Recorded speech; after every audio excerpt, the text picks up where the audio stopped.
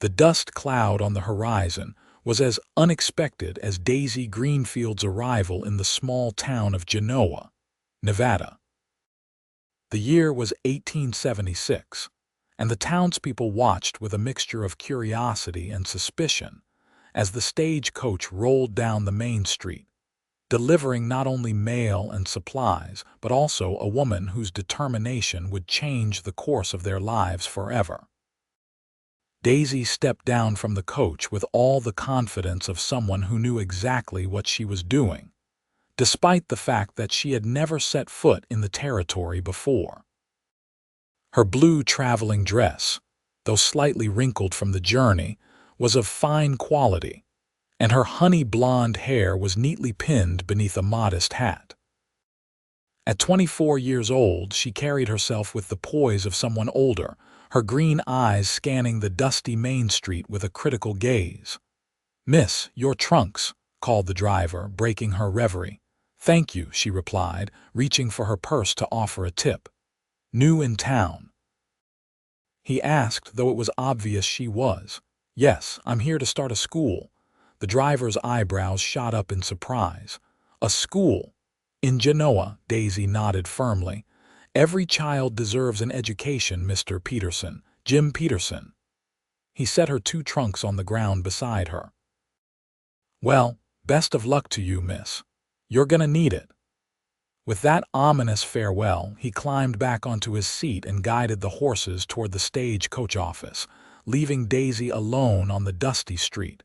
She took a deep breath, straightened her shoulders, and picked up her small valise. Her larger trunks would need to be transported, but first, she needed to find lodging.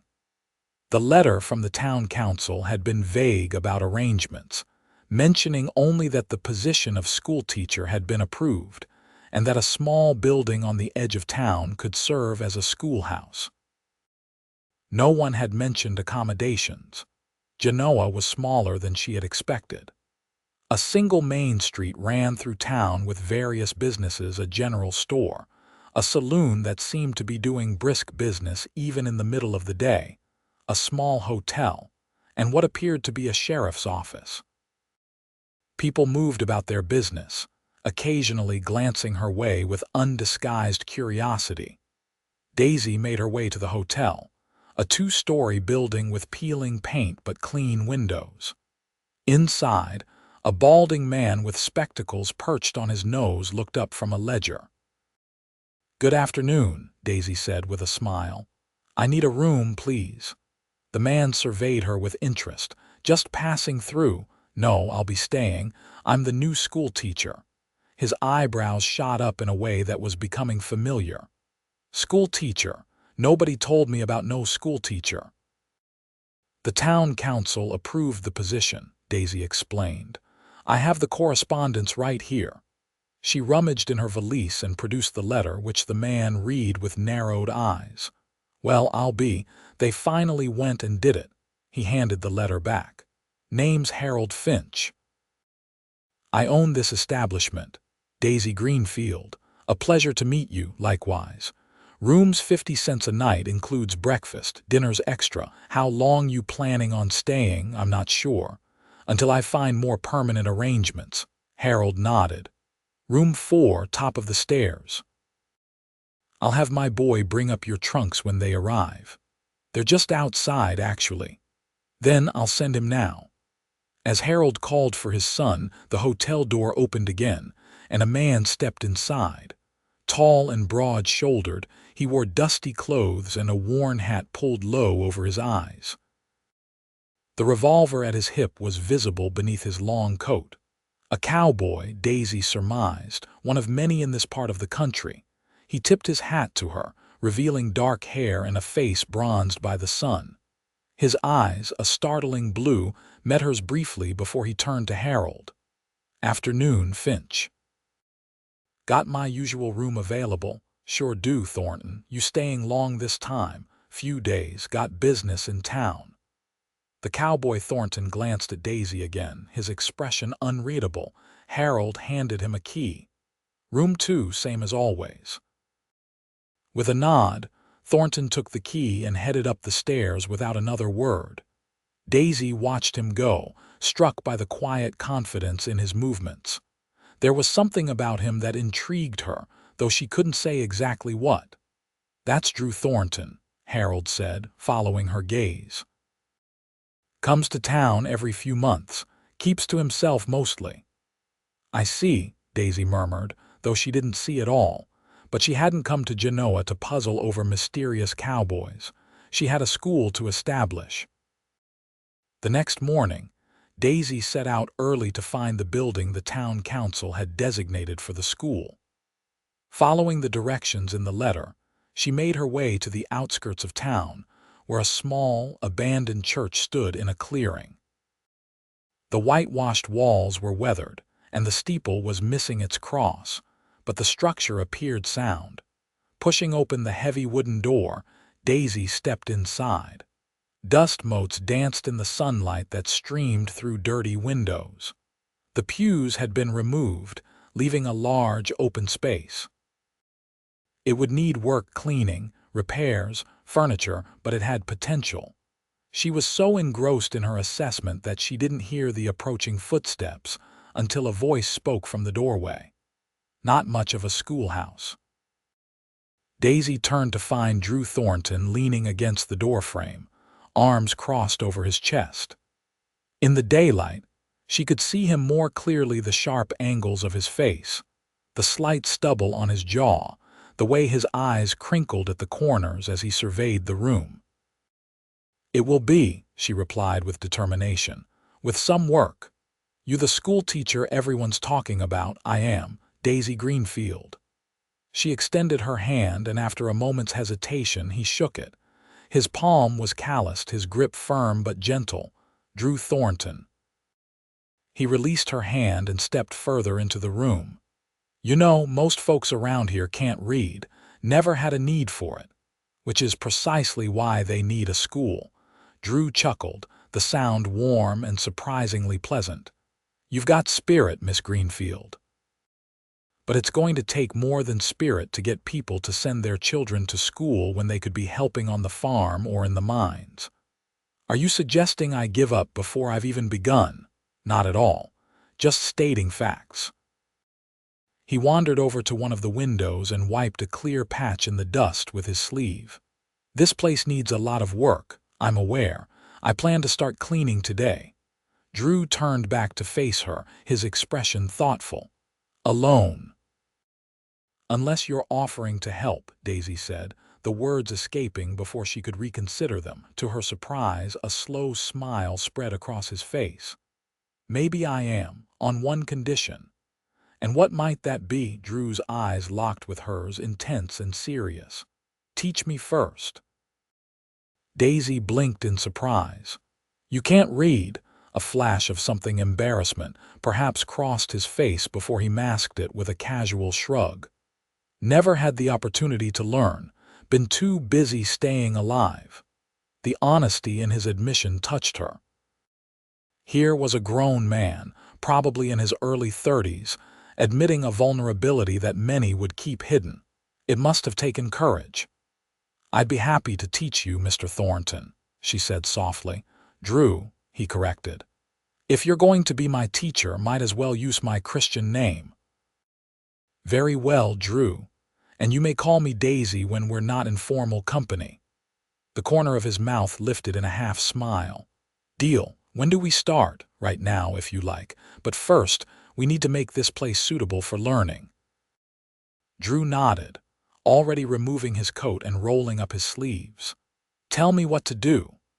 They worked together all morning, sweeping out years of dust and debris, washing windows and assessing what repairs were needed. Drew proved to be handy with tools, fixing a loose floorboard and promising to return with materials to repair the leaky roof. Daisy was impressed by his willingness to help and his quiet competence. As the sun reached its zenith, they paused to eat the lunch. Daisy had brought bread, cheese, and apples from the general store. "So what brings a lady like you to a place like Genoa?" Drew asked, taking a bite of his apple. Daisy considered her answer carefully. "I wanted to make a difference somewhere it would matter. The advertisement for a teacher in a frontier town seemed like the perfect opportunity. You could have gone anywhere. Why here specifically? Because no one else would come, she said simply. The letter from the town council mentioned they'd been trying to find a teacher for over a year. Drew nodded, his expression thoughtful. Not many educated women willing to leave civilization for the Nevada territory. I don't consider this uncivilized, Daisy countered.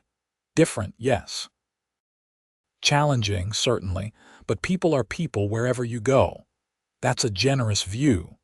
Drew's voice held a note of skepticism. You haven't been here long enough to see the rough side of things. I'm not naive, Drew. I grew up in Boston, but my father was a doctor who treated everyone from the wealthiest merchants to the poorest immigrants. I've seen suffering and hardship. It's different out here, he insisted. Life is harsher. People do what they must to survive, including foregoing education. Daisy challenged gently. Drew's eyes met hers, and for a moment, she glimpsed vulnerability beneath his composed exterior. Especially that. Hard to see the value in reading Shakespeare when you're worrying about the next meal or whether someone's going to steal your cattle. Yet here you are, asking me to teach you. A slow smile spread across his face. Maybe I'm tired of surviving and want to start living. The sincerity in his voice struck Daisy, and she felt a surprising connection to this man she barely knew. There was more to Drew Thornton than met the eye. Well then, she said, rising and brushing crumbs from her skirt, let's get back to work. The sooner we finish cleaning, the sooner your first lesson can begin. By late afternoon, the old church looked remarkably better. The floors were swept clean, the windows sparkled, and though it was still largely empty, it felt like a place where learning could happen. We need desks, chairs, a blackboard, Daisy mused, hands on her hips as she surveyed the space. The general store might have a slate you could use as a blackboard, Drew suggested. And Hank Miller's a decent carpenter, might be able to build some simple desks. Would you introduce me? I need to start making connections in town if this is going to work. Drew looked hesitant.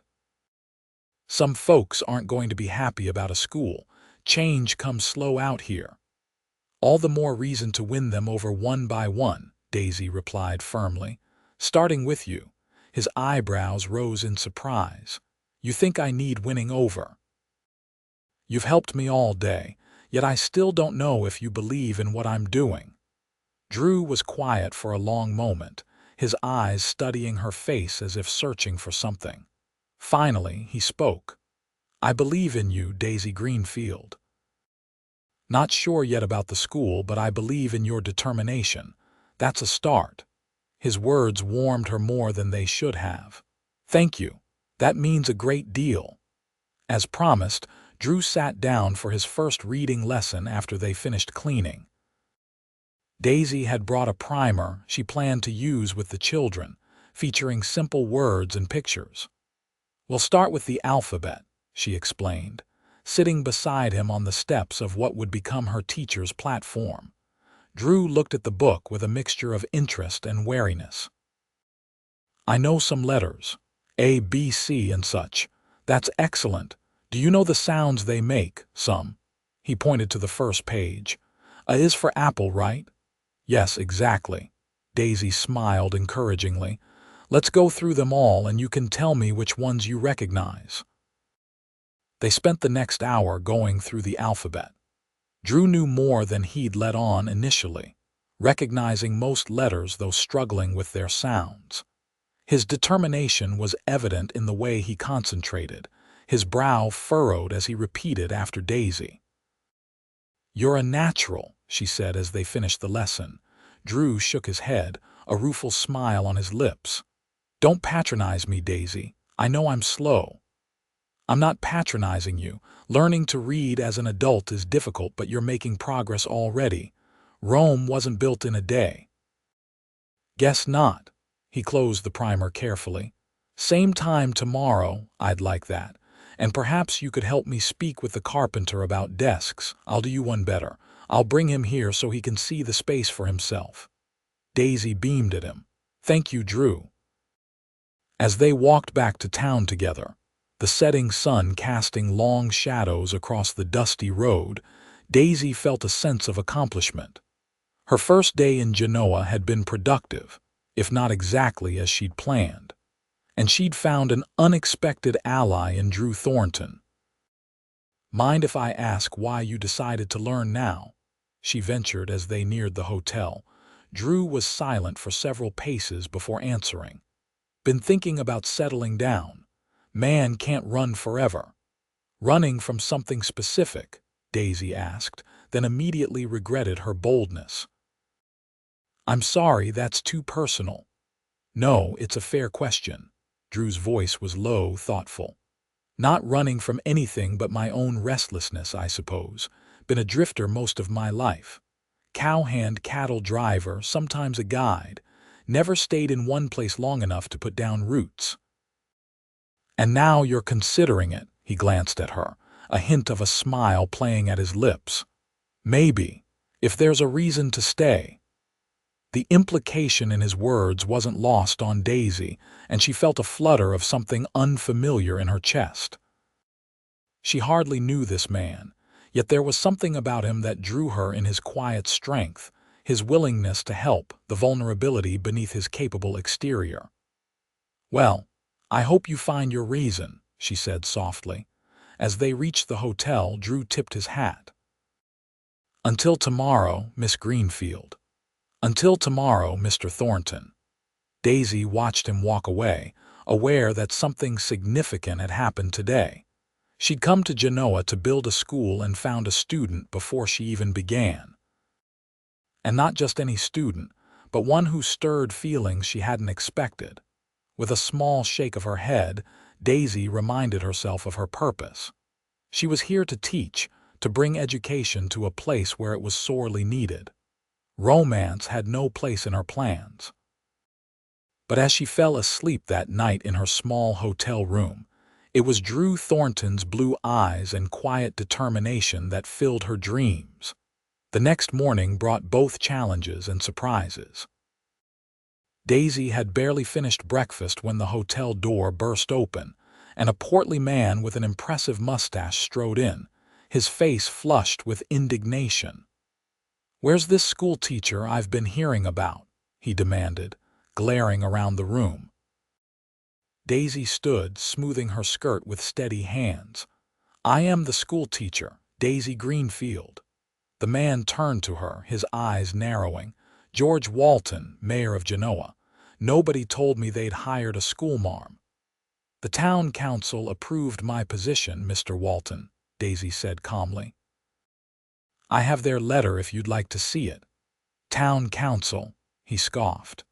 "Three old fools who think they know what's best for Genoa.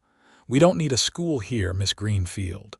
Our children learn what they need to know at home." Harold Finch, who had been watching the exchange from behind the desk, cleared his throat. "Now, George, you know as well as I do that most folks around here can't read or write much beyond their own names. Might do the young ones good to learn their letters." "Nonsense. Reading never helped a man plow a field or mine silver. It's a waste of time and resources." "With all due respect, Mr. Walton," Daisy interjected, her voice firm despite her racing heart, "education is never a waste. A child who can read and calculate will be better equipped for any future, whether it's farming, mining, or something else entirely." Walton's mustache twitched as he scowled at her. "You're not changing my mind, Miss Greenfield. I'll be taking this up with the council. Don't get too comfortable in Genoa." With that, he turned and stomped out, leaving an uncomfortable silence in his wake. "Don't mind George," Harold said after a moment. "He's all bluster, been mayor for 10 years and thinks that makes him king." "Is he right about the town not wanting a school?" Daisy asked quietly. Harold shrugged. "Some do, some don't. Folks who have scratched out a living here without book learning might not see the value. but others, especially those with young children, might feel different. Daisy nodded thoughtfully. Then I need to meet those people. Show them what education can offer. Good luck with that, Harold said, not unkindly. Genoa's been set in its ways for a long time.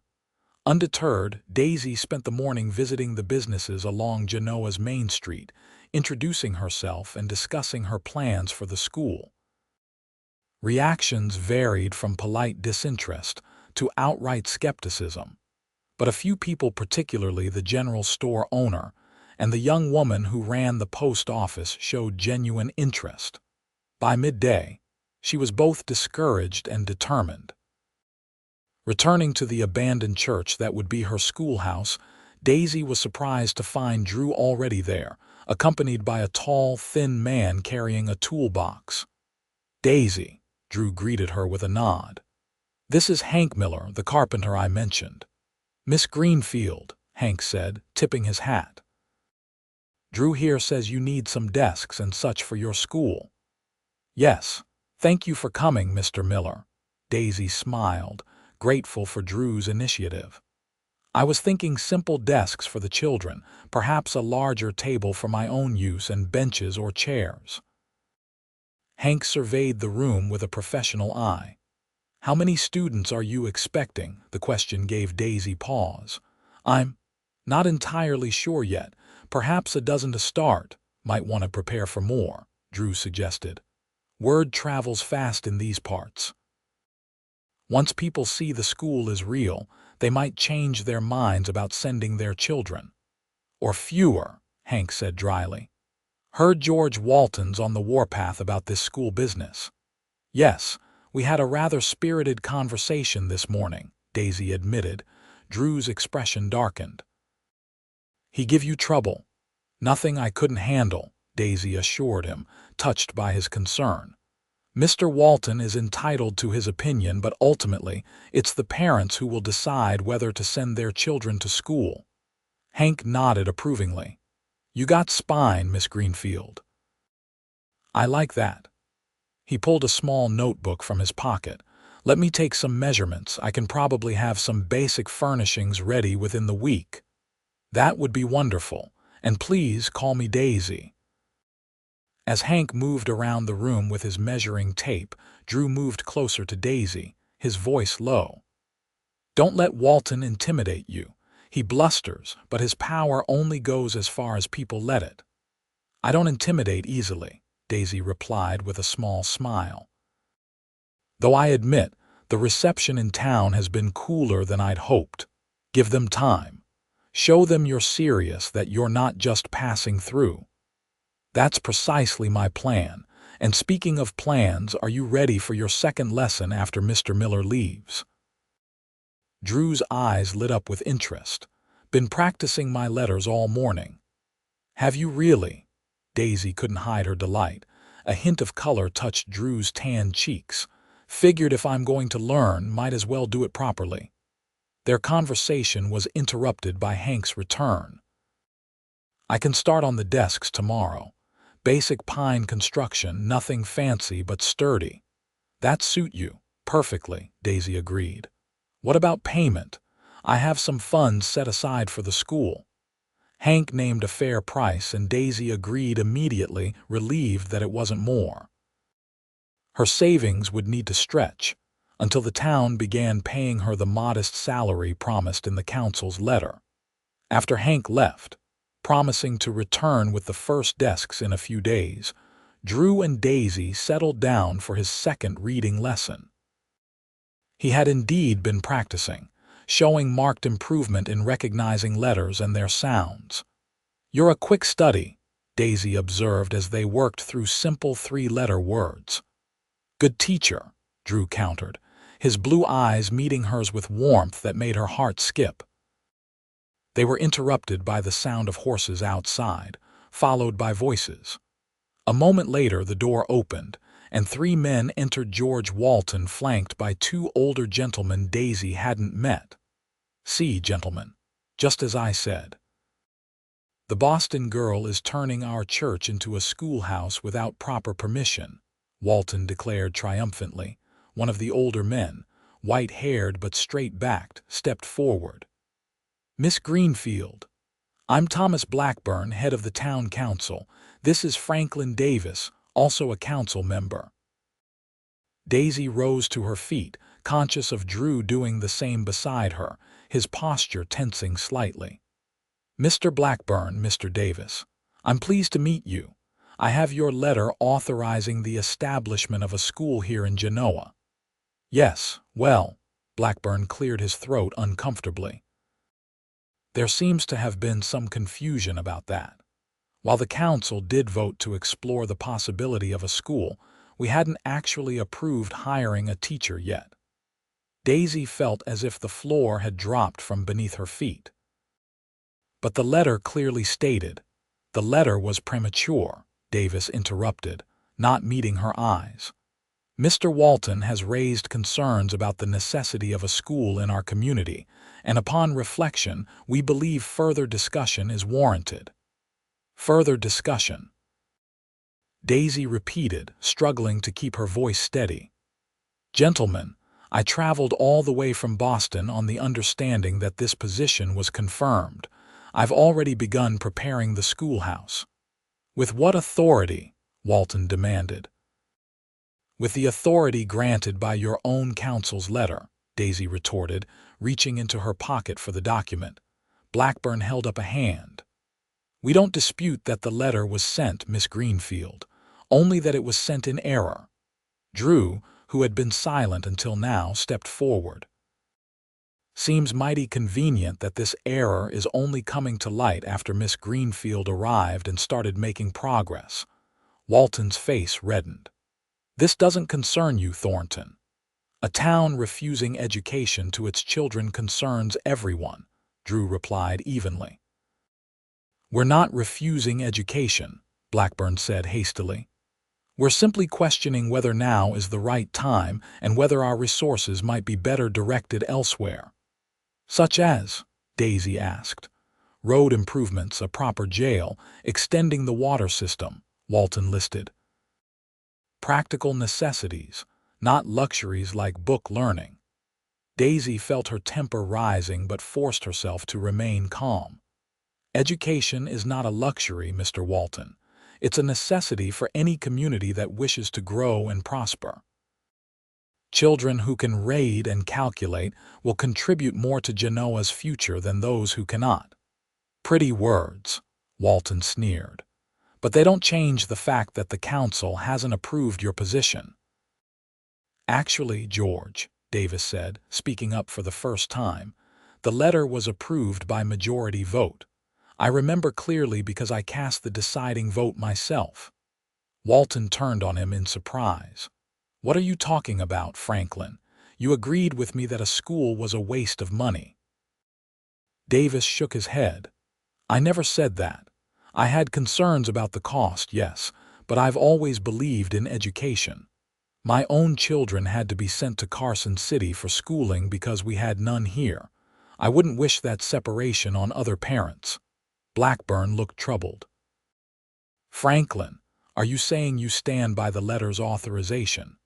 "I am. And I believe William Porter would say the same were he not away visiting his daughter." Walton's face had turned an alarming shade of red. "This is preposterous. We can't afford a school or a teacher's salary." "The budget we approved in March included funds for educational purposes," Davis pointed out mildly. "It was your motion, as I recall, to attract new settlers with families." Trapped by his own past actions, Walton sputtered ineffectively.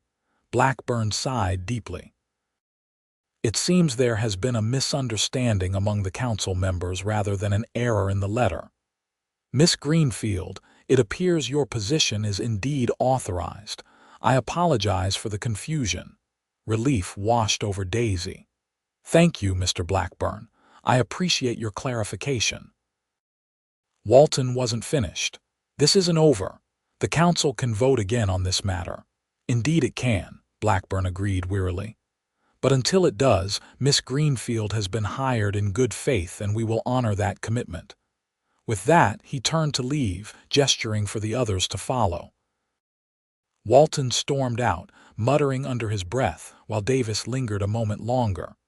"My granddaughters will be your first students, Miss Greenfield," he said with a gentle smile. "Ages 7 and 9. They're very excited about the school." "I look forward to teaching them, Mr. Davis," Daisy replied warmly. After they left, Daisy let out a long breath she hadn't realized she'd been holding. "Well, that was enlightening," Drew chuckled, the tension leaving his shoulders. "Welcome to small-town politics." Walton's been running roughshod over the council for years. Good to see someone finally stand up to him. "Mr. Davis was very brave," Daisy observed. "So were you." Drew's gaze was admiring. "Not everyone would face down the mayor on their second day in town." Daisy smiled, a bubble of laughter escaping her. "I'm not sure bravery had anything to do with it, more like desperation. I've invested everything in coming here." "Everything?" Drew's expression grew serious. "My savings, my reputation." She hesitated. "In Boston, people thought I was foolish to leave a comfortable teaching position for the unknown wilderness of Nevada. If I failed here and returned home, I'd never hear the end of it."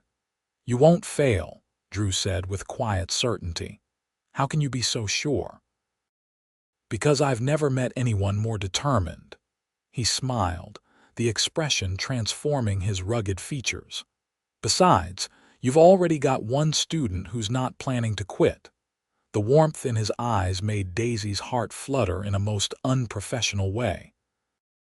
To cover her reaction, she picked up the primer they'd been using. "Speaking of which, shall we continue with your lesson? We were working on 3-letter words."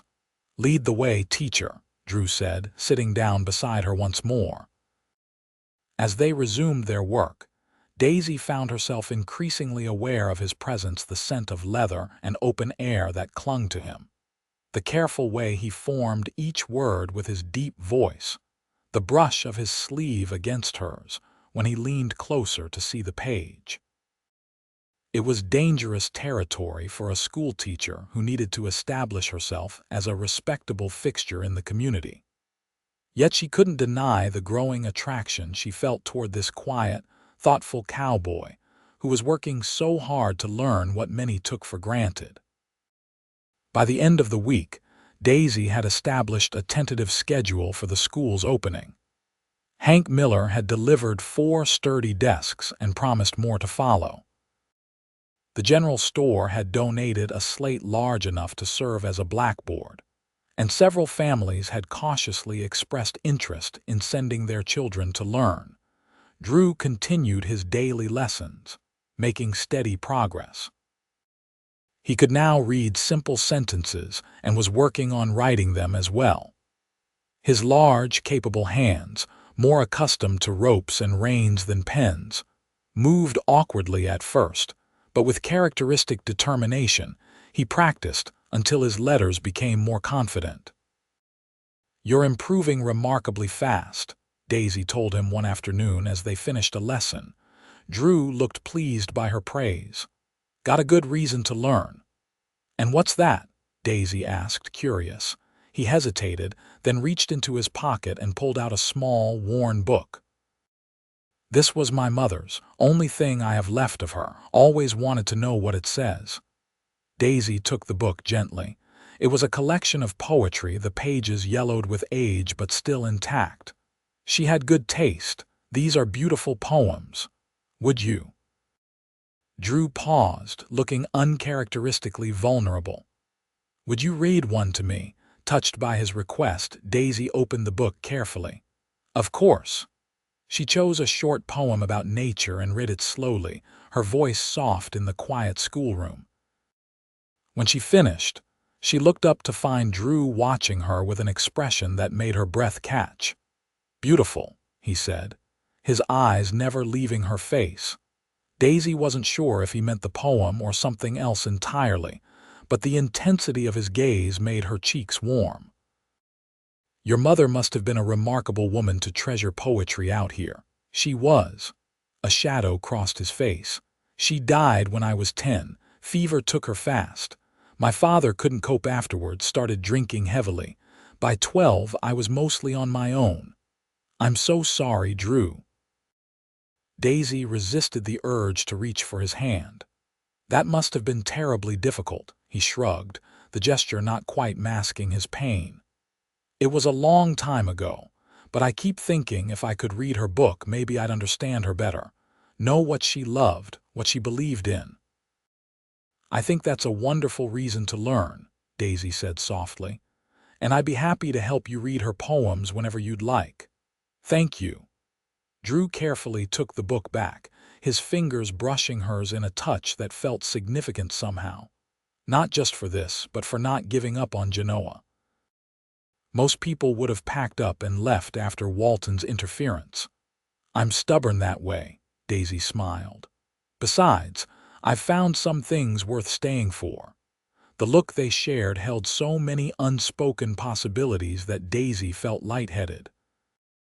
This wasn't part of her plan, developing feelings for a student, a man whose life seemed so different from hers. Yet she couldn't deny the connection between them, growing stronger with each day. The moment was broken by the sound of horses outside. Drew stood and moved to the window, his posture instantly alert. Riders coming, 4 of them. Daisy joined him at the window, watching as 4 men on horseback approached the schoolhouse. They were dusty from the trail, with the hard look of men who lived rough lives. Stay inside, Drew said, his voice suddenly commanding. I know those men. Who are they? Daisy asked, noting the grim set of his jaw. Trouble. Drew checked his revolver, a gesture so quick and natural it reminded Daisy that this man, for all his gentle behavior toward her, lived in a dangerous world. They ride with the Carson gang. Outlaws. Daisy's eyes widened. Cattle rustlers, mostly. Occasional stage robbers when pickings are slim. Drew's expression was hard now, all traces of the vulnerable man from moments ago gone. I've had run-ins with them before. Before Daisy could respond, the riders pulled up outside the schoolhouse. Drew stepped onto the porch, positioning himself between the doorway and the men. Daisy remained just inside, her heart pounding. Thornton, called the lead rider, a wiry man with a scarred face.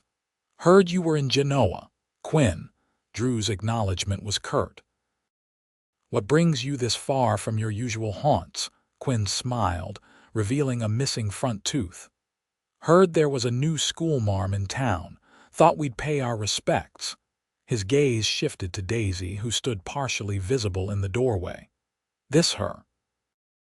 Miss Greenfield is establishing a school for the children of Genoa, Drew said evenly. Not accepting adult students at present. One of the other riders spat a stream of tobacco juice onto the ground. Ain't interested in learning, Thornton. Just curious why a fine lady would come all the way out here. To teach, Daisy said, stepping forward despite Drew's warning glance. Education is important everywhere, even in remote communities. Quinn laughed, a harsh sound without humor. Hear that, boys? The lady thinks we need educating. Everyone can benefit from knowledge, Daisy replied, keeping her voice steady despite her racing pulse. Is that so? Quinn dismounted, approaching the steps. Drew's hand moved imperceptibly closer to his revolver.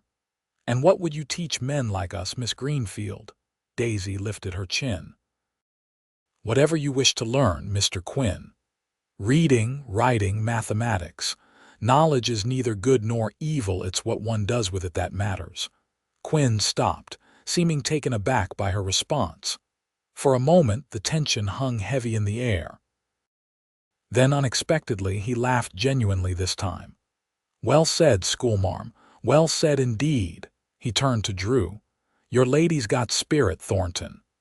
She's not my lady, Drew replied, though something in his tone suggested he might wish otherwise, and she deserves respect. No disrespect intended, Quinn assured him, though his eyes remained calculating. "Just passing through is all. Might be good to have a school hereabouts.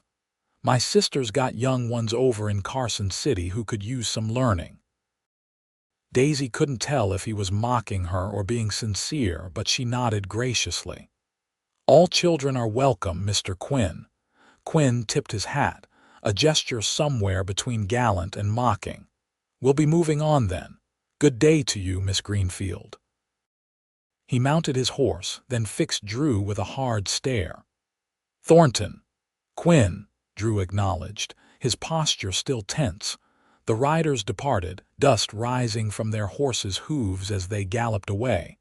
Only when they were out of sight did Drew relax, turning to Daisy with concern. "Are you all right?" "I'm fine," she assured him, though her hands trembled slightly. Were they really just curious, or was there more to that visit? Drew frowned. "Hard to say with Quinn. He's unpredictable, dangerous. But one thing's certain, he now knows you're here, and that's not good." "Do you think they'll cause trouble?" "Not directly, maybe. But keep your doors locked at night and don't wander far from town alone." The concern in Drew's eyes was touching. "I'll be careful," Daisy promised. "Though I have to say, this is not what I expected when I decided to become a frontier schoolteacher." Drew's expression softened into a smile.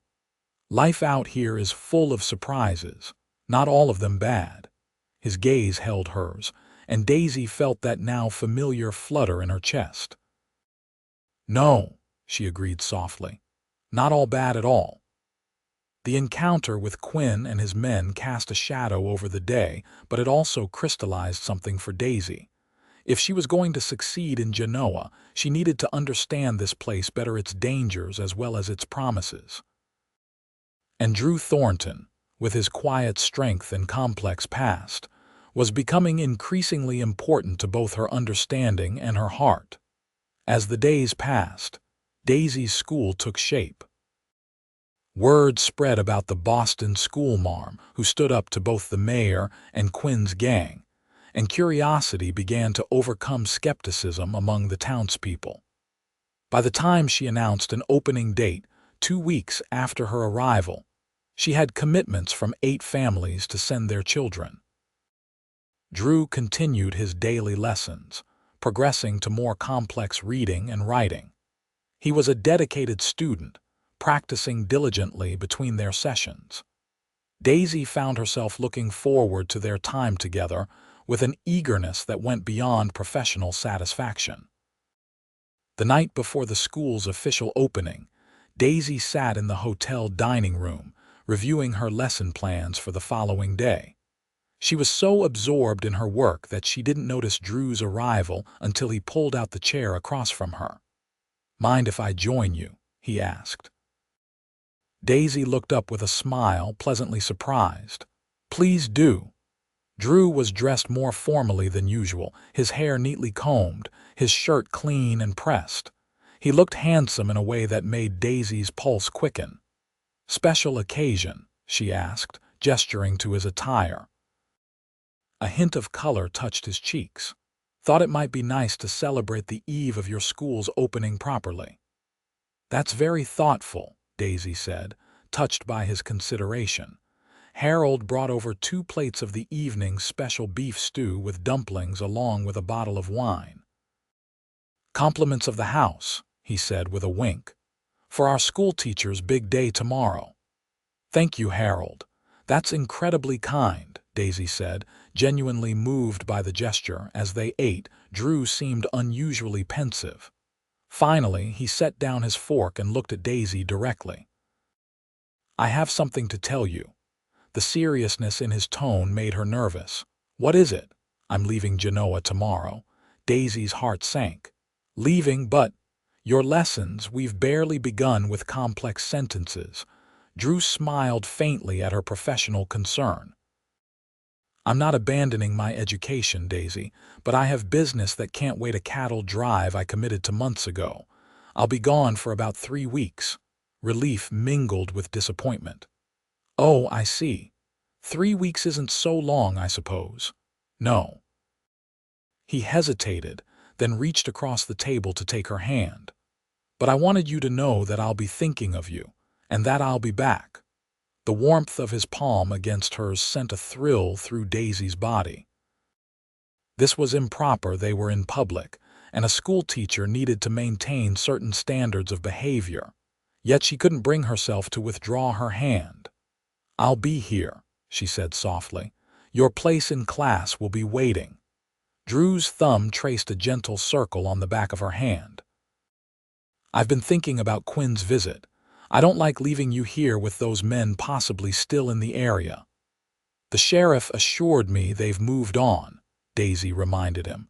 Sheriff Michaels had made a point of checking on her after hearing about the encounter. "Quinn's unpredictable. Just be careful, stay in town, keep your doors locked." "I will," Daisy promised, touched by his concern. Drew nodded, seemingly satisfied.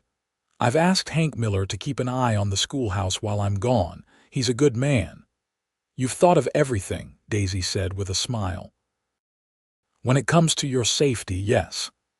The intensity in his blue eyes made her breath catch.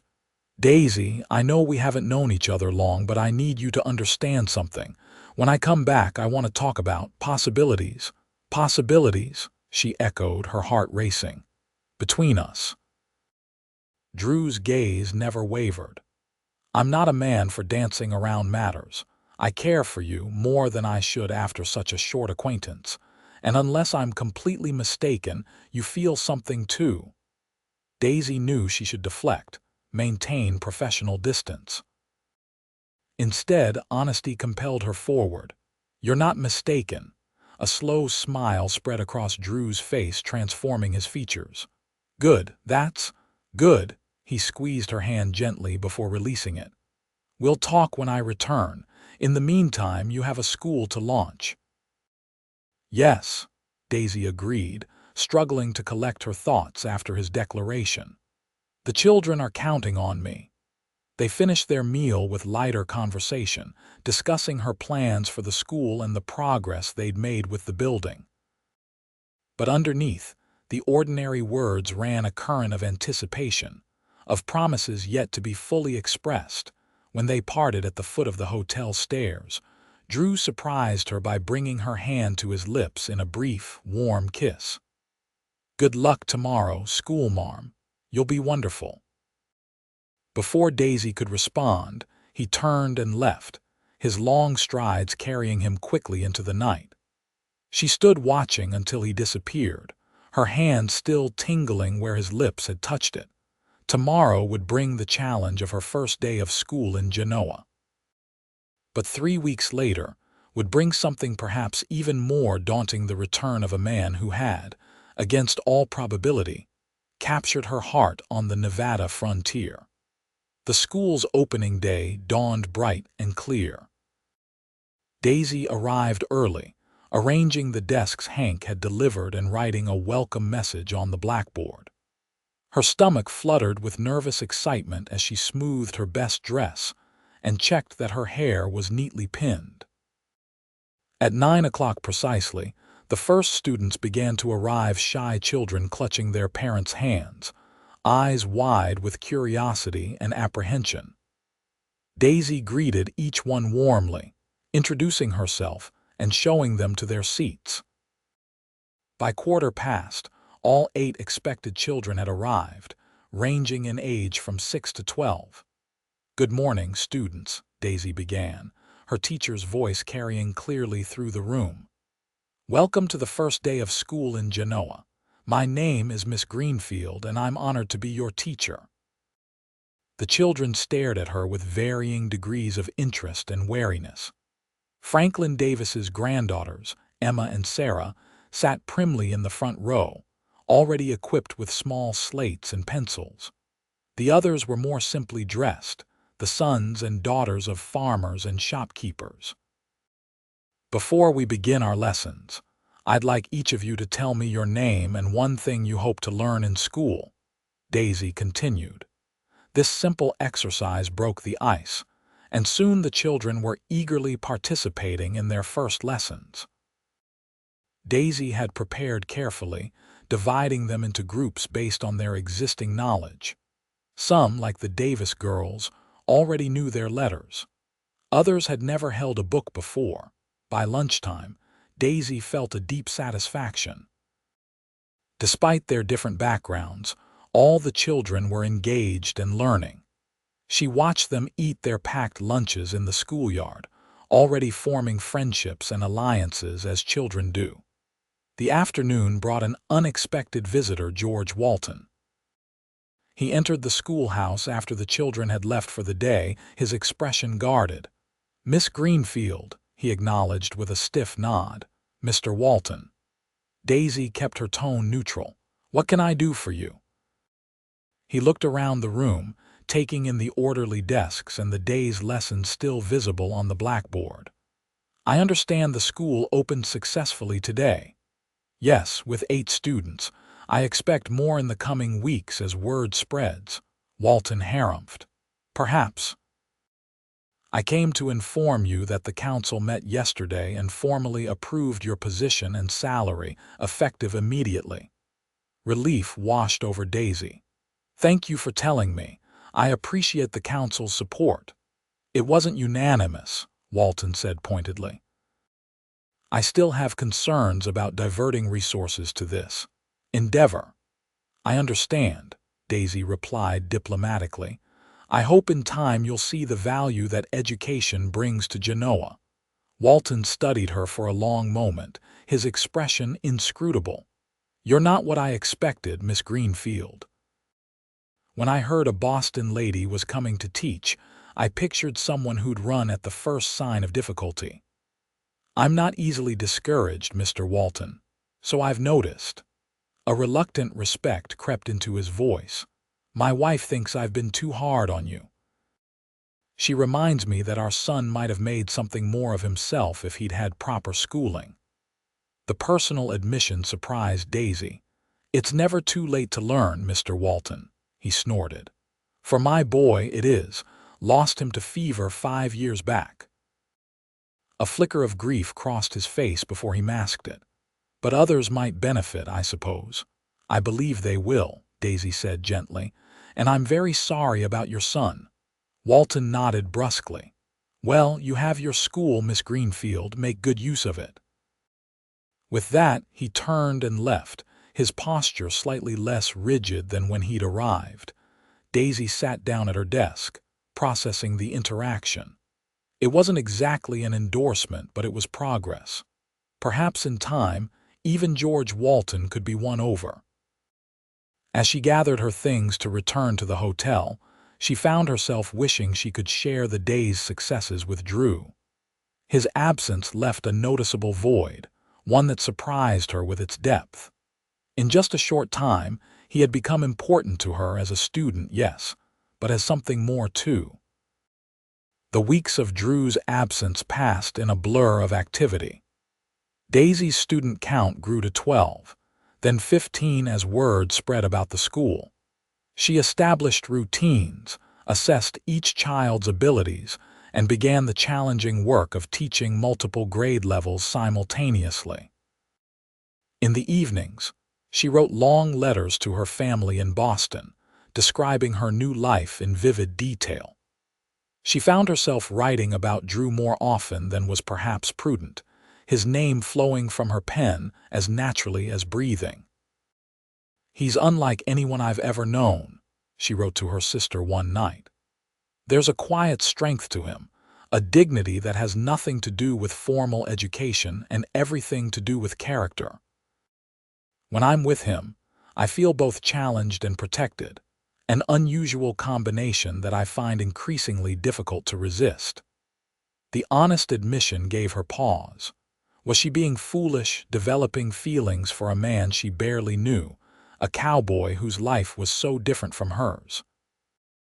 Yet each time she questioned her heart, she remembered the look in Drew's eyes when he promised to return, the gentle way he held her hand, his determination to learn to read his mother's poetry, 3 weeks stretched into 4, and Daisy tried not to worry. Cattle drives were unpredictable, she reminded herself. Delays were common. Still, each day without word from Drew increased her concern. Then one evening, as she sat alone in the schoolhouse grading arithmetic assignments, she heard the sound of approaching hoofbeats. Her heart leaped, then steadied as she reminded herself it could be anyone. Rising from her desk, she moved to the window. Relief and joy flooded through her as she recognized the rider. Drew Thornton, dusty from the trail but unmistakable even in the fading light. He dismounted with the easy grace she remembered, securing his horse before turning toward the schoolhouse. Daisy smoothed her hair and straightened her dress, suddenly self-conscious. When Drew entered, removing his hat as he stepped through the door, she was struck anew by his presence, tall and solid, his blue eyes finding hers immediately. "You're back," she said, the words inadequate for the emotions swirling within her. "I'm back," Drew confirmed, his deep voice washing over her like a warm tide. "Sorry for the delay. Weather turned bad in the mountains, slowed us down." "I was worried," Daisy admitted. "Were you?" A smile tugged at the corner of his mouth. "That's good to hear." They stood looking at each other for a long moment, the air between them charged with unspoken feelings. Then Drew crossed the room in a few long strides and, without preamble, drew her into his arms. The embrace was both unexpected and exactly what Daisy had been longing for. She felt the solid warmth of him, the gentle strength in the arms that held her, and knew with sudden clarity that this was right, this man, this moment. Drew pulled back slightly, his eyes searching hers. "I've been thinking about this every day," he said quietly. "About you, about us. Wondering if what I felt was real or just my imagination." "And," Daisy asked, her voice barely above a whisper, "and now I know." His hand came up to gently cup her cheek. "It's real, Daisy. What I feel for you is more real than anything I've known." The raw honesty in his voice moved her deeply. "I've missed you, Drew, more than I should have, perhaps. I don't believe there's a should when it comes to feelings like these." His thumb brushed lightly across her cheekbone. "May I kiss you, Miss Greenfield?" The formal request from this rugged man made her smile. "Yes, Mr. Thornton." "You may." Drew's lips met hers with gentle firmness, a kiss that spoke of respect and desire in equal measure. Daisy's hands moved to his shoulders, steadying herself as the world seemed to tilt beneath her feet. The kiss deepened, awakening sensations she'd never experienced before, making her aware of every point where their bodies touched. When they finally broke apart, both a little breathless, Drew rested his forehead against hers. "I've wanted to do that since the day I met you." "Really?" Daisy couldn't keep the pleased surprise from her voice. "Even when I was just the stubborn schoolteacher trying to clean up this old church, especially then." Drew smiled, the expression transforming his face. "Your determination, your belief that you could make a difference here, it drew me to you from the start." He stepped back slightly, though he kept hold of her hands. "I want to court you properly, Daisy, if you'll allow it." The formal request touched her deeply. "I would like that very much." "Good." Drew's smile widened. "Now tell me about your school. How was the opening day? How many students do you have now?" Daisy laughed at his eager questions. "You truly want to know, of course. It's important to you, which makes it important to me." His sincerity was evident. "Besides, I'm still your student, remember. Got some catching up to do after being away so long." They sat together at her desk as Daisy told him about the past weeks, the growing enrollment, the challenges of teaching children of different ages and abilities, her tentative truce with Mayor Walton. Drew listened attentively, asking thoughtful questions that showed genuine interest. In turn, he shared stories from the cattle drive, painting vivid pictures of the harsh mountain passes and the camaraderie around evening campfires. Daisy found herself enraptured by his descriptions, seeing the beauty and danger of the open country through his eyes. It's getting late, Drew noted eventually, glancing at the darkening windows. May I walk you back to the hotel? I'd like that, Daisy agreed, gathering her things. As they strolled through the quiet streets of Genoa, Drew's hand found hers, their fingers intertwining naturally. The simple contact felt both daring and right, a public acknowledgement of their changing relationship. People will talk, you know, Daisy said softly. The school teacher and the cowboy. Let them, Drew replied with a shrug. Genoa needs something new to gossip about anyway. His casual response made her laugh. You don't care about your reputation, my reputation. Drew's eyebrow rose in amusement. Daisy, I'm the one who should be worried about yours. A respectable Boston lady being courted by a saddle tramp like me. You're hardly a saddle tramp, she objected, and I don't care what people in Boston might think. Drew stopped walking, turning to face her. In the fading light, his expression was serious. I want to be worthy of you, Daisy. That's why learning to read matters so much to me, not just for my mother's poetry, but because I want to be a man you can be proud of. The vulnerability in his admission touched her deeply. Drew, I'm already proud to be with you. Your worth isn't measured by whether you can read, but by your character, your heart. He shook his head, a rueful smile touching his lips. You're too generous, but I still want to learn to improve myself. And I'll be happy to teach you, Daisy assured him. But never doubt that I value you exactly as you are. Drew's eyes held hers, filled with an emotion that made her heart race. For a moment, she thought he might kiss her again, right there on Genoa's main street. Instead, he brought her hand to his lips, pressing a warm kiss against her knuckles. Thank you, he said simply. They resumed walking, and Drew shifted to lighter topics, town news he'd heard upon his return, plans for expanding the school as more students joined. By the time they reached the hotel, Daisy felt a contentment she hadn't experienced in a long time. Will I see you tomorrow? She asked as they paused at the hotel entrance. Count on it, Drew promised. I've got a reading lesson to catch up on, and maybe, if you're not too busy, we could have dinner afterward. I'd like that very much. Drew's smile warmed her more than the evening air. Good night, Miss Greenfield. Good night, Mr. Thornton. As she watched him walk away, Daisy knew her life in Genoa had taken an unexpected but wonderful turn. She had come to build a school where no one could read and found not only purpose, but the promise of love with a man who valued education enough to say, "Teach me first."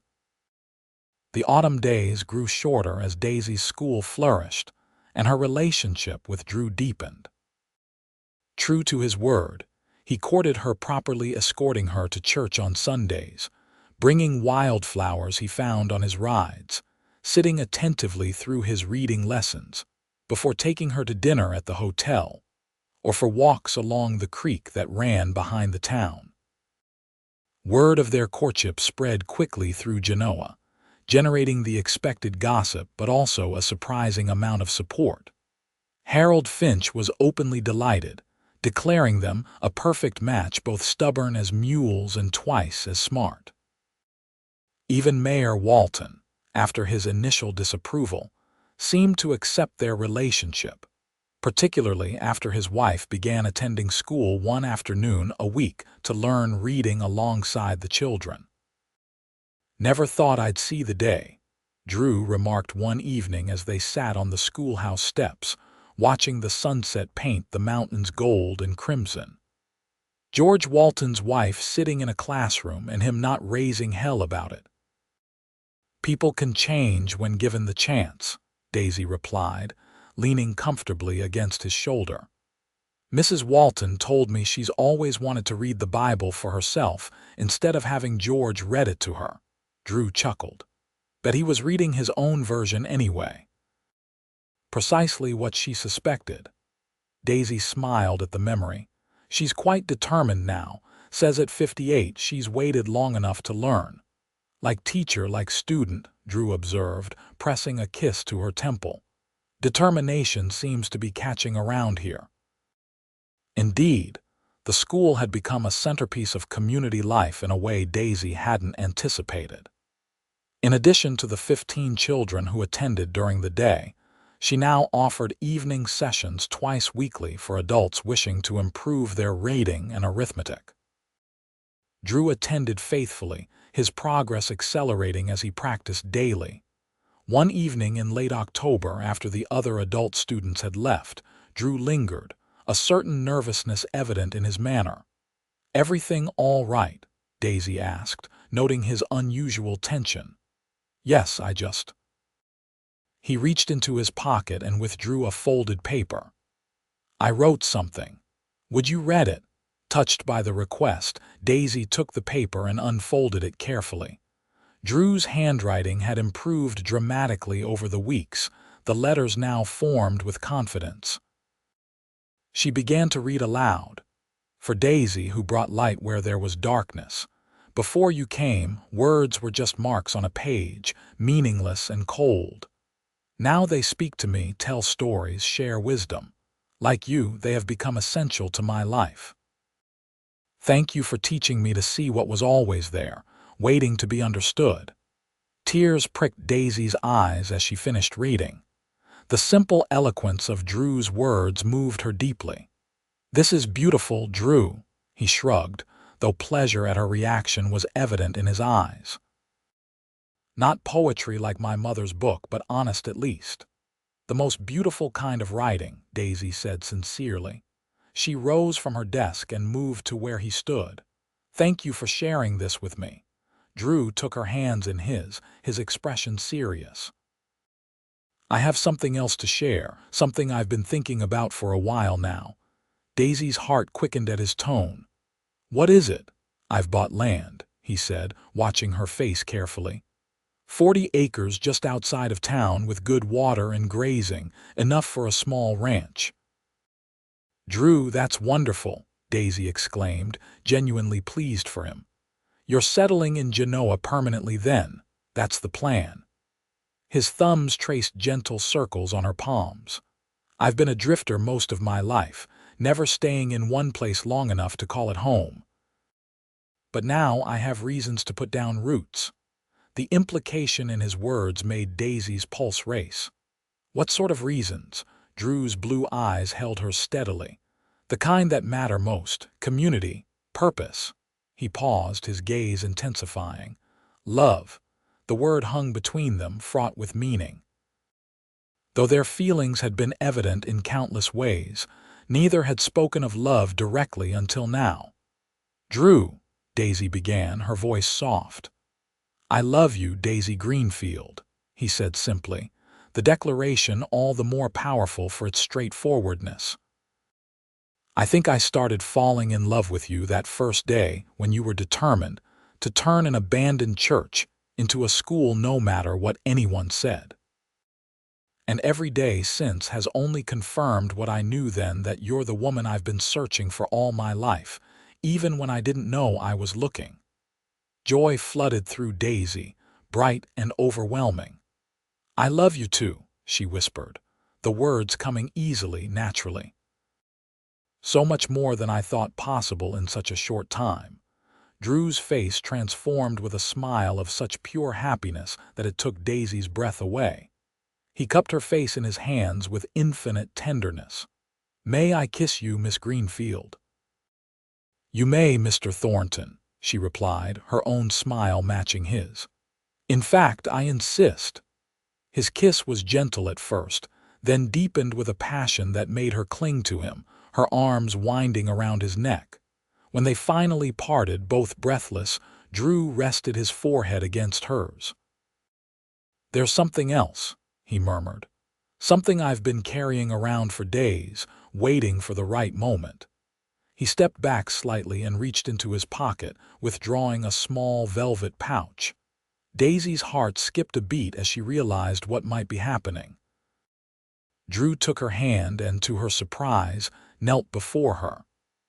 "I know we haven't known each other long by some standards, but out here, Life moves at its own pace. When you find something precious, you don't let it slip away. He opened the pouch and tipped a ring into his palm, a simple gold band set with a single small diamond that caught the lamplight.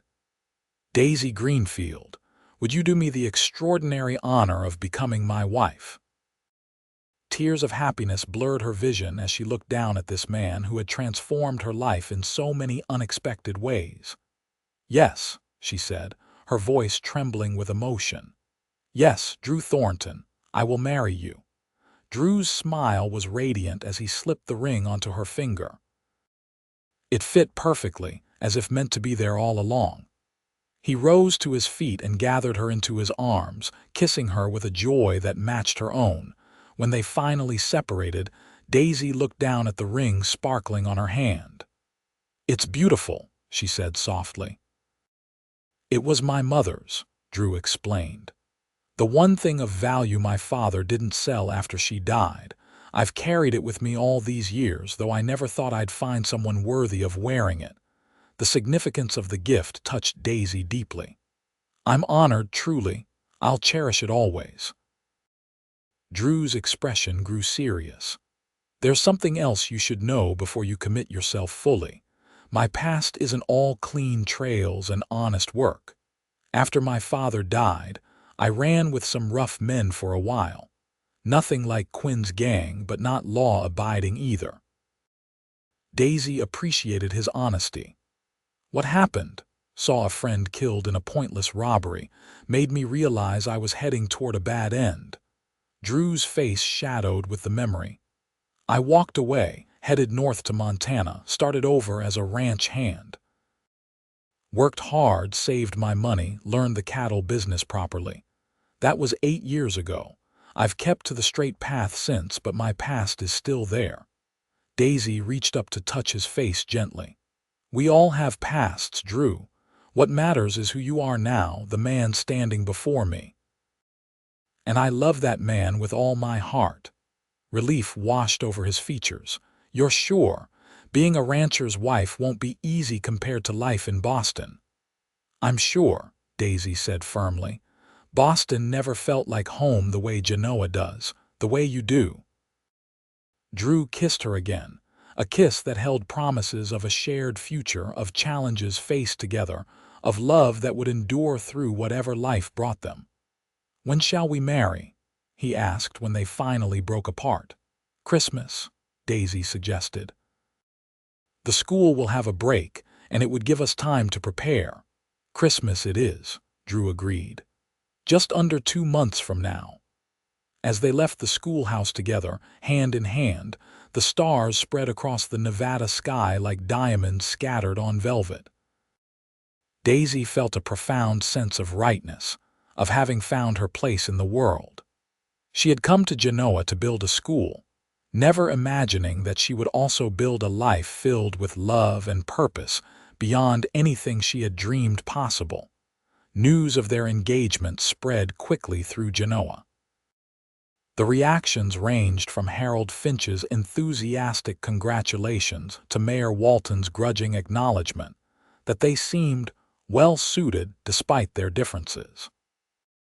The children in Daisy's school were particularly delighted, peppering her with questions about her wedding dress and whether they would be invited to the ceremony. As December approached, preparations for both the wedding and Christmas festivities kept Daisy busier than ever. The school thrived, with enrollment now at 20 children and a waiting list for the adult evening classes. Drew divided his time between his reading lessons, building a modest house on his new land, and occasional cattle work to maintain his savings. They decided to hold the ceremony in the schoolhouse, which had come to symbolize their beginning. The building that had once been an abandoned church would serve its original purpose once more, consecrating their union before returning to its new life as a place of learning.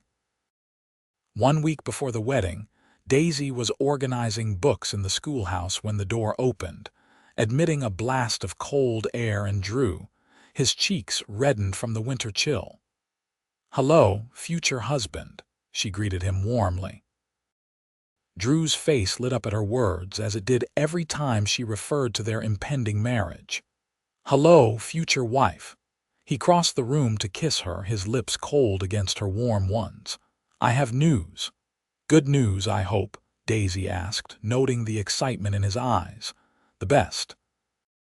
He took her hands in his. "The house is finished. Well, mostly finished, still need to put up curtains and such, but it's livable. Want to see it?" Daisy's heart leaped. "Now, but I have lesson plans to complete. They can wait," Drew urged. "I've been working dawn to dusk to have it ready before the wedding. Please." His enthusiasm was irresistible. "Let me get my coat." They rode double on Drew's horse, Daisy seated before him with his arms encircling her securely.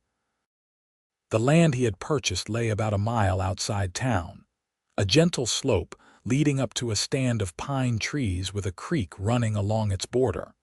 As they crested a small rise, the house came into view. It was modest but sturdy, a one-story structure built of local timber with a stone foundation. Smoke curled invitingly from the chimney and windows glinted in the winter sunlight. "Drew," Daisy breathed, taking in the sight. "It's wonderful." His arms tightened around her briefly. "Wait until you see inside." He helped her dismount when they reached the yard, then led her to the front door. "Close your eyes," he instructed. Daisy complied, feeling him guide her forward. She heard the door open, felt warmer air envelop them as they stepped inside. "Now look," Drew said softly. Daisy opened her eyes and gasped in delight. The main room was larger than she'd expected, with a stone fireplace dominating one wall where a cheerful fire crackled. Simple but well-crafted furniture filled the space: a table with 4 chairs, a comfortable-looking sofa, a rocking chair placed near the fireplace. But what caught her attention most was the wall opposite the fire, where shelves had been built from floor to ceiling. "A library," she whispered, moving closer to examine the shelves. They were mostly empty now, with just a few books, her teaching volumes and Drew's mother's poetry book, but there was space for hundreds more. "Thought you might want to fill it over time," Drew said, watching her reaction. "Every home should have books, especially a teacher's home." Tears pricked Daisy's eyes at his thoughtfulness. "It's perfect, Drew. Absolutely perfect," he smiled, clearly pleased by her reaction. "Want to see the rest?" The house was simple but carefully designed: 2 bedrooms, a kitchen with a proper stove, and a small space off the main room that Drew had outfitted as a study. "For your school papers and such," he explained. "Thought you might need somewhere quiet to work." In each room, Daisy saw evidence of how well Drew understood her, touches that reflected not just care but deep attention to who she was and what mattered to her. The realization that this man, who had come into her life by chance, could know her so thoroughly and love her so completely was overwhelming. "I don't know what to say," she admitted when they had completed the tour and stood once more in the main room. "This is more than I ever dreamed of." Drew took her hands in his. "Say you'll be happy here, that's all I want." "I already am," Daisy assured him, her voice thick with emotion. "Happy beyond words." He drew her into his arms, holding her close as the fire crackled and winter lights slanted through the windows. In that moment, Daisy knew with absolute certainty that she had found her home not just in this house or even in Genoa, but in the heart of this remarkable man. Their wedding day dawned clear and cold, the mountains surrounding Genoa capped with snow that glittered in the winter sunshine. Daisy woke early in her hotel room, her heart fluttering with anticipation. Today, she would become Mrs. Drew Thornton, beginning a new chapter in a life that had already taken such unexpected turns. She dressed with care in the gown she had ordered from Carson City, ivory satin, simply cut but elegant, with a high collar adorned with seed pearls. Her honey blonde hair was arranged in a sophisticated twist, topped with a small wreath of winter berries and evergreen sprigs in place of traditional flowers. A knock at her door announced the arrival of Emma and Sarah Davis, Franklin's granddaughters, who had begged to be her attendants. The girls, dressed in their Sunday best with red ribbons in their hair, gazed at Daisy in wonder. "You look like an angel, Miss Greenfield," Emma breathed, her young face solemn with the responsibility of the day. "Thank you, Emma." Daisy smiled, touched by the child's sincerity. "Are you ready to help me today?" Both girls nodded eagerly, carefully taking the small bouquet of pine boughs and dried flowers that Harold's wife had arranged for the bride. Together, the three made their way downstairs, where Franklin Davis waited to escort Daisy to the schoolhouse. "You look radiant, my dear," the elderly councilman said warmly. "Drew Thornton is a fortunate man indeed." "I'm the fortunate one," Daisy replied, meaning it with all her heart.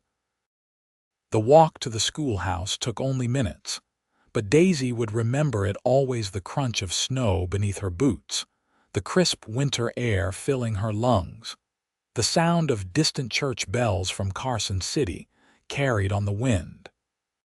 Franklin patted her hand where it rested on his arm, offering silent support as they approached the building where her future waited. The schoolhouse had been transformed for the occasion. Evergreen boughs and red ribbons adorned the walls, and candles burned in the windows despite the daylight, symbolizing welcome and celebration. The desks had been moved aside to create an aisle leading to the front of the room, where a hastily constructed arch twined with more greenery stood waiting. As Daisy paused in the doorway, the assembled townspeople rose to their feet. There were more than she had expected: not just her students and their families, but shopkeepers, ranchers from outlying properties, even Mayor Walton and his wife. And at the front, waiting beside the minister who had ridden in from Carson City, stood Drew. He wore a new suit, dark and well-tailored, his hair neatly combed, his face freshly shaved. But it was his expression that captured Daisy's heart anew, a look of such profound love and wonder that she felt tears spring to her eyes. The simple ceremony proceeded with traditional vows, spoken clearly and with conviction. When Drew placed the gold band on her finger to join her engagement ring, his hands were steady, his eyes never leaving hers. And when the minister pronounced them husband and wife, the kiss they shared was both tender and promising, a perfect beginning to their married life. The celebration afterward was joyous, with food contributed by families throughout the community and music provided by local fiddle players. Children danced alongside adults, and toasts were offered to the new couple's health and happiness. Even Quinn made a brief, surprising appearance, tipping his hat to Daisy from the doorway before disappearing again, a gesture she interpreted as respectful acknowledgement rather than threat. As evening fell, Drew led Daisy out to where their horse waited, decorated with ribbons for the occasion. He helped her mount, then swung up behind her as the townspeople gathered to wave them off. "Ready to go home, Mrs. Thornton?" he asked, his breath warm against her ear. "More than ready, Mr. Thornton," she replied, leaning back against his solid warmth as they set off toward their new life together. The house glowed with welcome when they arrived. Lamps lit in the windows and smoke rising from the chimney, the work of friends who had slipped away from the celebration, early to prepare the home for its new occupants. Inside, the fire burned brightly, and the table was set for a simple meal with a bottle of wine and a small cake. "Welcome home," Drew said softly as he helped Daisy remove her coat. She turned to face him, this man who was now her husband, and was struck anew by how much her life had changed in just a few months. "It's perfect, Drew. Everything is perfect." He drew her into his arms, kissing her with a tenderness that gradually transformed into something deeper, more urgent. Daisy responded in kind, her arms winding around his neck, her body pressing closer to his. When they finally broke apart, both breathless, Drew rested his forehead against hers. "I love you, Daisy Thornton." The new name sent a thrill through her. "And I love you, Drew Thornton." More than I ever thought possible. Later, as they lay together in the quiet darkness of their bedroom, the world outside silent with winter's hush, Daisy reflected on the journey that had brought her to this moment. She had come to Nevada with a singular purpose to build a school in a place where education was scarce. She had found that and so much more: community, purpose, and a love that filled every corner of her heart. Drew's arm tightened around her waist, drawing her closer against him. "What are you thinking about?" he murmured, his voice drowsy. Daisy smiled in the darkness. "About how a woman who came to build a school where no one could read found a cowboy who said, 'Teach me first,' and changed both our lives forever." She felt rather than saw his answering smile as he pressed a kiss to her shoulder. "Best decision I ever made, asking for that first lesson. Who knew learning my letters would lead to all this?" "I think perhaps you did," Daisy teased gently. "You're wilier than you let on, Drew Thornton." He chuckled, the sound rumbling pleasantly against her back. "Maybe a little, or maybe I just recognized something worth fighting for when I saw it." "We both did," Daisy said softly, turning in his arms to face him. In the faint moonlight filtering through the window, she could just make out his features, the strong line of his jaw, the curve of his lips, the steady gaze that had captivated her from the beginning. "And now we have the rest of our lives to build something wonderful together." "A school," Drew murmured, tracing her cheekbone with gentle fingers. "A ranch," Daisy added. "A family," he suggested, his voice holding a question. Daisy's heart swelled with love and possibility. "Yes," she whispered. "A family, our family." Drew kissed her then, a kiss that held all the promise of their future together, challenges they would face, joys they would share, the life they would build day by day, word by word, love by love. And as Daisy returned his kiss with equal passion, she knew that this man, this home, this life was the greatest story she would ever help write. Epilogue. 5 years later, the summer sun beat down on the schoolyard where children played during their midday break. Daisy sat on the steps, watching their games with a contented smile, one hand resting lightly on her swollen belly where their second child grew. 5 years had brought many changes to Genoa and to the Thorntons. The school now occupied a proper building, constructed 3 years earlier, when enrollment had grown too large for the old church. 35 students attended regularly, and the adult education program had expanded to 4 evenings a week, requiring an assistant teacher whom Daisy had recruited from San Francisco. Drew's ranch had prospered as well.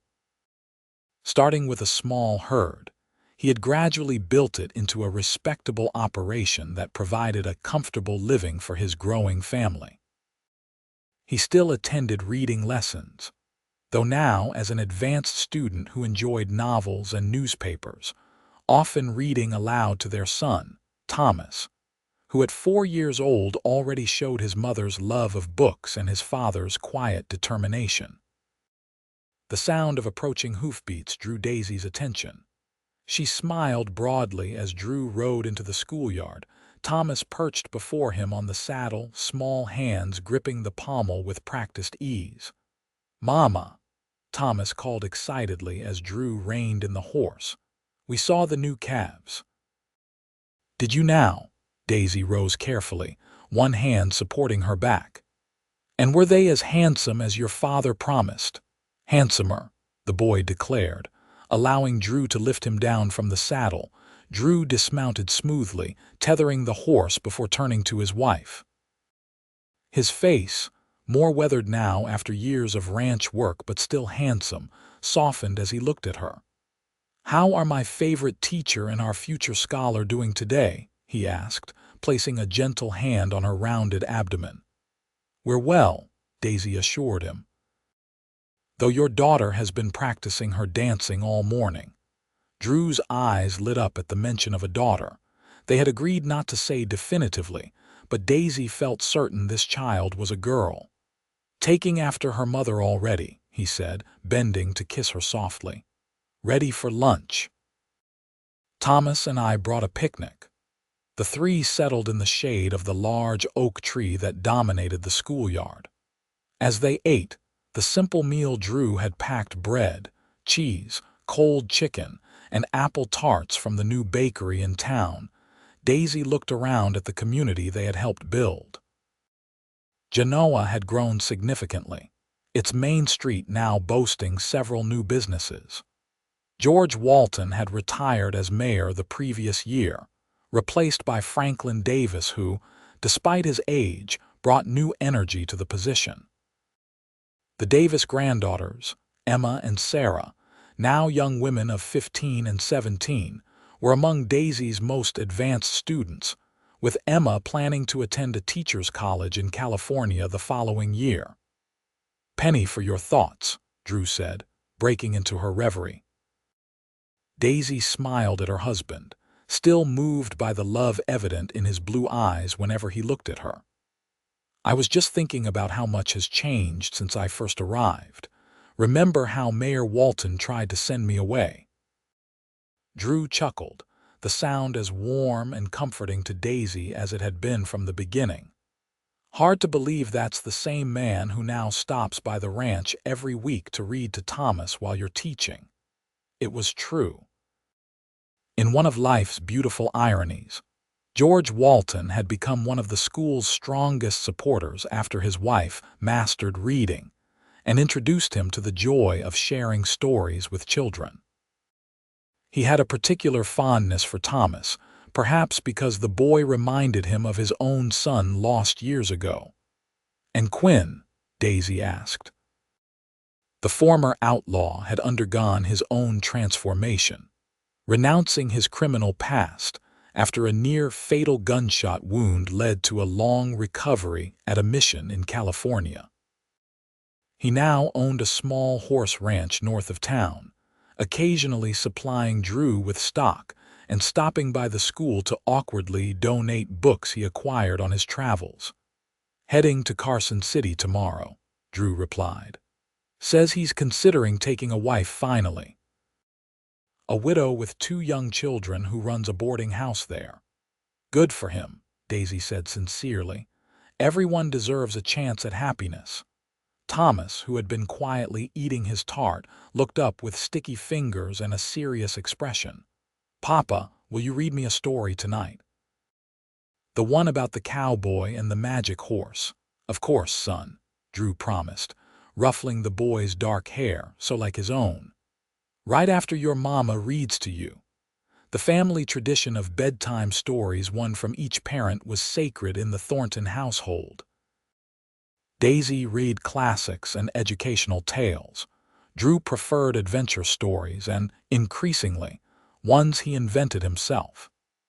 His natural storytelling ability had flourished along with his reading skills, and Daisy had recently begun encouraging him to write his tales down. "Mama says I can start school next year," Thomas announced proudly. "She says I'm smart like both of you." "You certainly are," Drew agreed. "And lucky, too, to have a mother who believes education is important enough to build a school where there wasn't one before." "And a father brave enough to be the first student," Daisy added softly. Their eyes met over their son's head, sharing a moment of profound understanding. What had begun as a simple exchange, "Teach me first," had blossomed into a life neither could have imagined on their own. The school bell rang, signaling the end of the lunch break. Children began streaming back toward the building, calling greetings to the Thornton family as they passed. "Time to get back to work," Daisy said, accepting Drew's hand to help her to her feet. Will I see you both at dinner?" "Wouldn't miss it," Drew assured her. He leaned in for another kiss, brief but tender. "I love you, Mrs. Thornton. And I love you, Mr. Thornton." As Drew helped Thomas mount the horse and then swung up behind him, Daisy watched with a heart full of gratitude. The cowboy who couldn't raid had become a man who valued words almost as much as she did. The woman building a school where no one could read had found the most eager student in the most unexpected place. Together, they had written a story more beautiful than any Daisy could have created alone, a story of learning and love, of courage and commitment, of a family and a community growing together through change and challenge. And as she turned back to her schoolhouse, where eager young minds awaited, Daisy knew their story was still being written, page by page, day by day, heart by heart. It was, she reflected, the most wonderful story she could imagine, and it had begun with a simple request from a cowboy with blue eyes and a determined spirit. "Teach me first."